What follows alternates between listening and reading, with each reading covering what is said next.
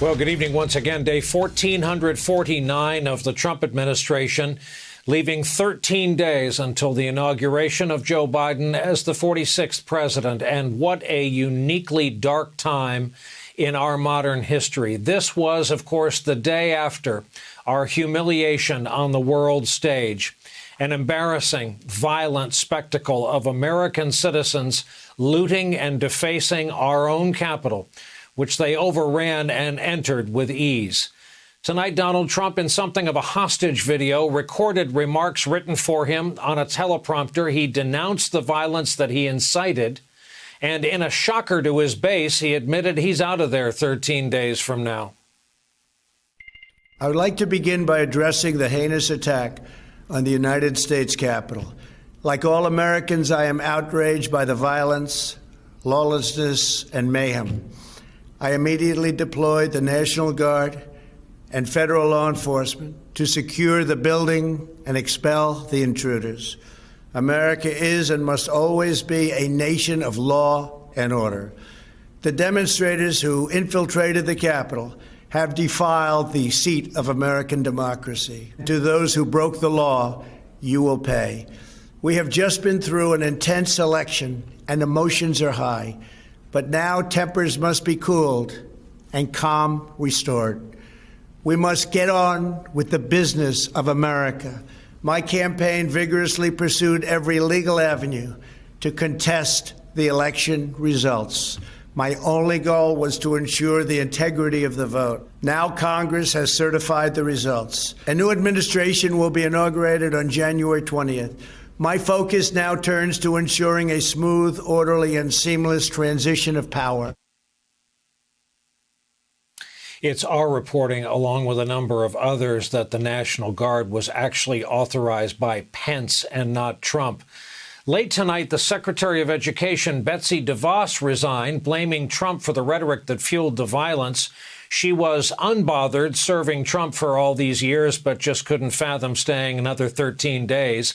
Earlier today, Transportation Secretary Elaine Chao also resigned, becoming the first cabinet member to do so. Remotely more interesting because she's married to Mitch McConnell.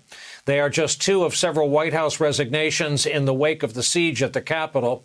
Even with just 13 days left in this administration, there are increasing calls for Donald Trump to be removed from office immediately, either by the cabinet through the 25th Amendment or new articles of impeachment. Tonight, in something of a shocker, the Wall Street Journal editorial board, which has forgiven all kinds of other Trump behavior, called on him to step down. Quote, if Mr. Trump wants to avoid a second impeachment, his best path would be to take personal responsibility and resign.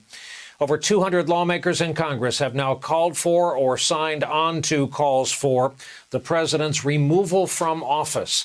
Democratic leaders are pushing hard for him to be ousted. They want the vice president to invoke the 25th Amendment, which would allow him and the cabinet to strip power from the president.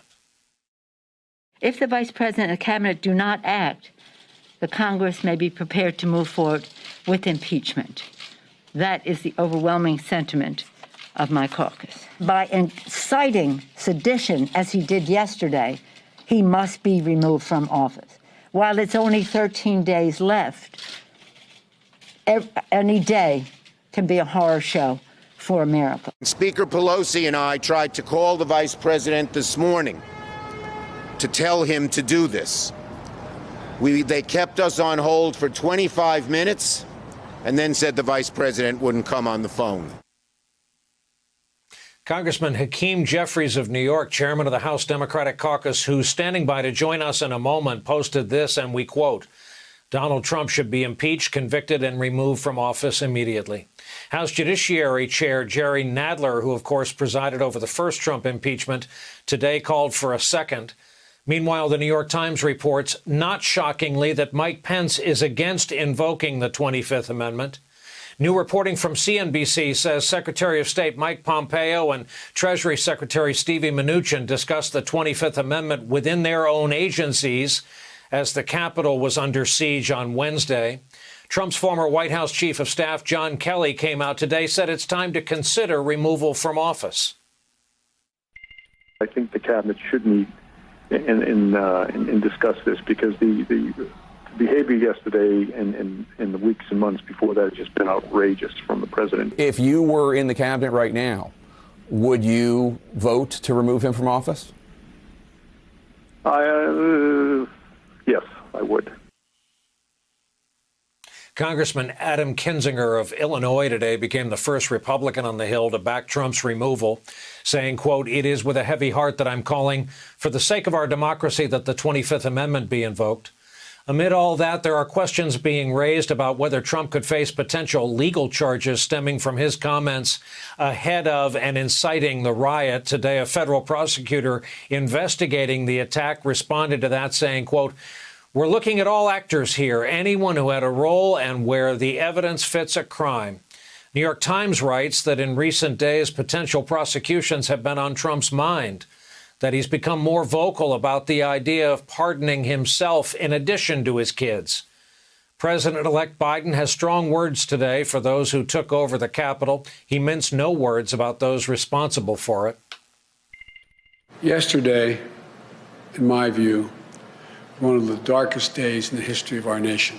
What we witnessed yesterday was not dissent, it was not disorder, it was not protest, it was chaos. They weren't protesters. Don't dare call them protesters. They were a riotous mob, insurrectionists, domestic terrorists.